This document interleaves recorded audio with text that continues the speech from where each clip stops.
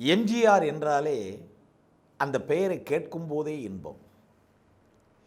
எம்ஜிஆர் பற்றிய தகவல்களை கேட்கும் போதே இன்பம்.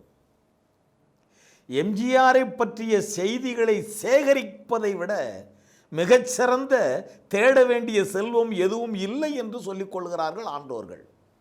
காரணம் என்ன? காவிய நாயகன் மாமேதை எம்ஜிஆர் ஒவ்வொரு அணுவிலும் அவர் அசையும் போது அவர் அசைகின்ற அசைவுகளெல்லாம் காவியமாக பாடப்படுகிறது.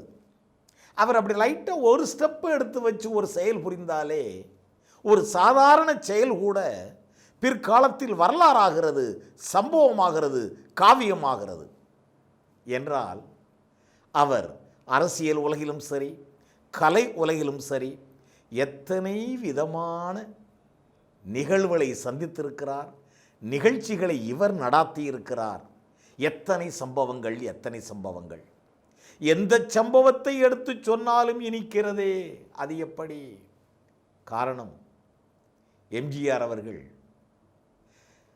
கலைவாணர் என்.எஸ். கிருஷ்ணன் என்கின்ற சிற்பியால் செதுக்கப்பட்டவர்.